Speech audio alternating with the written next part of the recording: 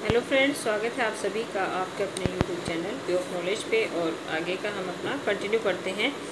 Athens का पहला युद्ध किसके साथ हुआ? तो ईरानी साम्राज्य के शासक दारा के साथ में हुआ था। दारा ने पहले सिंधु नदी क्षेत्र से एशिया माइनर तक के प्रदेश जीते। बाद में उसने एजियन सागर को पार करके यूनान पर आक्रमण किया। दारा की सेना कहाँ उतरी? जहाज में से ना, तो एथेंस के पास मैराथन के मैदान में दारा की सेना उतरी। मैराथन का युद्ध हुआ तो कब हुआ था? मैराथन का युद्ध हुआ था 490 ईसा पूर्व में। यूनानियों ने ईरानी सेना को पीछे खदेड़ दिया। एथेंस और स्पार्टा के मध्य युद्ध हुआ। ये बहुत ही ज़्यादा इम्पोर्टेंट युद्ध दे रखे हैं इसमें, जो कि फर्स्ट ग्रेड आरपीएससी में पूछे गए, तो आप इनको ध्यान से देखें। एथेंस और स्पार्टा के मध्य युद्ध कब हुआ था? तो वो था पोलोपोनिशियन का युद्ध 431 ईसा पूर्व से 404 ईसा पूर्व तक। ठीक है, मैराथन का युद्ध हुआ था 490 में, पोलोपोनिशियन का युद्ध हुआ था 431। किस युद्ध के कारण एथेंस का पतन हो गया? तो पोलोपोनिशियन युद्ध के कारण एथेंस जो है वो खत्म हो गया था। एथेंस की हार के पश्चात मकदूनिया के किस शासक ने यूनान के अधिकतर राज्यों पर अपना अधिकार कर लिया? तो वो कौन था? राजा फिलिप। राजा फिलिप का पुत्र था तो कौन था? सिकंदर। सिकंदर 20 वर्ष की अवस्था में संसार विजय के लिए निकल पड़ा था। और सिकंदर ने 336 ईस्वी से 323 ईस्वी के वर्षों में 13 वर्षों में यूनानी नगर राज्यों को अपने प्रभुत्व में कर लिया। सिकंदर ने भारत पर आक्रमण किया तो 326 ईसा पूर्व इसने भारत पर आक्रमण किया। और उस समय भारत में शासक कौन था? झेलम नदी के तट पर राजा पोरस से। राजा पोरस ने सिकंदर की सेना के दांत खट्टे कर दिए। सिकंदर की मृत्यु के बाद उसके सेनापति सेल्यूकस को कौन से प्रांत मिले? तो उसे मिले थे ईरान और मेसोपोटामिया और सीरिया। सेल्यूकस ने भारत पर आक्रमण किसके समय किया था? तो चंद्रगुप्त मौर्य के समय किया था। चंद्रगुप्त मौर्य ने उसे हरा दिया था। सिकंदर का सेनापति टॉलमी कहाँ का शासक था? तो मिस्र, फिलिस्तीन और फिनिशिया का। मिस्र विजय के उपलक्ष्य में सिकंदर ने किस नगर का निर्माण करवाया था? तो उसने करवाया था सिकंदरिया का निर्माण। टॉलमी ने सिकंदरिया में किसका मंदिर बनवाया? कला, साहित्य व शिक्षा की देवी का मंदिर बनवाया। यह मंदिर किस नाम से जाना जाता था? तो म्यूजियम के नाम से जाना जाता था। इसमें एक वेधशाला व पुस्तकालय भी था। रेखा गणित विद्वान यूक्लिड्स रहता था तो कहाँ रहता था? सिकंदरिया में रहता था। भूगोलवेत्ता एरिस्टोथनीज ने पृथ्वी की परिधि का मापन कहाँ किया? तो वो किया था सिकंदरिया में। आर्किमिडीज के सिद्धांत का प्रतिपादन हुआ तो सिकंदरिया या म्यूजियम में, सिकंदरिया के म्यूजियम में। ओलंपिक किस देवता की याद में मनाया जाता है? जीएस। और ये कब मनाए जाते हैं? जो ओलंपिक गेम्स होते हैं ये उनके बारे में चल रही है बात। जीएस देवता। छोटी यूनानी कविताएं कहलाती हैं लिरिक, क्योंकि लायर नामक वाद्य यंत्र के साथ वो गाई जाती हैं। प्रेम और प्रकृति सौंदर्य पर गीत गाए गए तो महान कवित्री सैफो के द्वारा। लघु गीत लिखने का जो श्रेष्ठ कवि था वो कौन था? पिंडार। इसने विजयी खिलाड़ियों की प्रशंसा के लिए गीत लिखे थे। दुखांत और सुखांत दोनों तरह के नाटक जो है वो यूनान में लिखे गए। दुखांत का मतलब कि जिन नाटकों का अंत दुखों के साथ होता है, और सुखांत मतलब जिन नाटकों का अंत सुखों के साथ होता है। जैसे हम कोई मूवी देखते हैं तो कई मूवी तो ऐसी होती हैं कि लास्ट में हम क्या है, डिप्रेशन में चले जाते हैं या अनहैप्पी हो जाते हैं कि ये ऐसा क्यों हुआ, और कई में हम बड़े खुश होते हैं।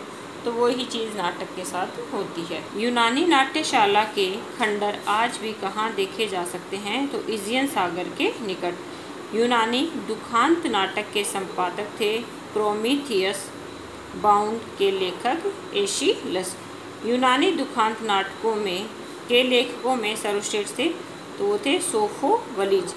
सोफोवलीज द्वारा लिखित नाटक है ईडिपस, रेवस, एंटीगोन और इलोट्रा। किस नाटककार ने युद्ध की निंदा की है? तो यूरिपिडीज ने। यूरिपिडीज का प्रसिद्ध नाटक था ट्रोजन विमन। यूनान के सुखांत नाटकों का सर्वश्रेष्ठ नाट्यकार था एरिस्टोफेनीज। यूनान के इतिहास का जनक था? तो हेरोडोटस, और ये कभी भी भारत नहीं आया था। फिर आता है यूनानी दर्शन। यूनानी दर्शन में कितनी विचारधाराएं हैं? तो यूनानी दर्शन में 3 विचारधाराएं हैं। भौतिक जगत के स्वरूप में प्रचलित पौराणिक कथाएं, सभी वस्तुएं परमाणुओं से बनी हैं, और इस शाखा के दार्शनिक कौन थे? डेमोक्रिटस। तीसरी विचारधारा के प्रतिपादक सोफिस्ट कहलाए, अर्थात बुद्धिमान कहलाए। यूनान के प्रसिद्ध दार्शनिक थे सुकरात, प्लेटो और अरस्तु। 2 अन्य महत्वपूर्ण यूनानी विचारधाराएं थी, स्टोइक और एपिक्यूरियन। स्टोइक विचारधारा के दार्शनिक थे नियतिवादी, मतलब जो नियति के अनुसार होगा सही है। नेक्स्ट है एपिक्यूरियन विचारधारा का मत था मनुष्य के लिए सबसे बड़ी भलाई क्या है? सुख है। यूनान में आधुनिक चिकित्सा शास्त्र की नींव डाली तो हिप्पोक्रेटिस ने डाली थी। पृथ्वी और अन्य ग्रह सूर्य के चारों ओर घूमते हैं, इस सिद्धांत का प्रतिपादक किसने किया था? एरिस्टार्कस ने किया था। पृथ्वी विश्व के केंद्र में स्थित है, ये किसने बताया था? टॉलमी ने। एरिस्टोस्थेनेज ने पृथ्वी का जो हिसाब लगाया था उसमें कितने किलोमीटर की भूल थी? तो 320 किलोमीटर की उसके अंदर कमी पाई गई थी। वास्तुकला। यूनानी वास्तुकला का सर्वश्रेष्ठ उदाहरण है एथेना का मंदिर पार्थेन। प्राचीन यूनान के 2 प्रसिद्ध शिल्पी थे मायरन और फिडियस। मायरन की सबसे प्रसिद्ध कृति है तो डिस्कस, तस्तरी फेंकने वाली मूर्ति। फिडियस की सबसे प्रसिद्ध कृति है हरमोज की वह मूर्ति जिसमें वह शिशु डायोनिसस को लिए हुए है। फिर अब नई सभ्यता आ जाती है रोम की सभ्यता, जो कहाँ से शुरू होती है? इटली में। रोम की सभ्यता का प्रमुख केंद्र क्या था? इटली। इटली ने यूनान व रोम की संस्कृतियों को मिलाने का कार्य किया। इटली के प्रथम निवासी थे उत्तरी अफ्रीका, स्पेन और फ्रांस से आकर बसे लोग थे। स्ट्रक्सन नामक जाति के लोग कहाँ बसे थे? तो इटली में। रोम की सभ्यता का विकास हुआ लगभग 6ठी शताब्दी ईसा पूर्व, जब यूनानी सभ्यता का पतन हो गया। जब कौन सी सभ्यता आई थी? इटली की। फिर है रोम का आरंभिक इतिहास। रोम की स्थापना टाइबर नदी के दक्षिण में लैटियम नामक जिले में 1000 ईसा पूर्व में हुई।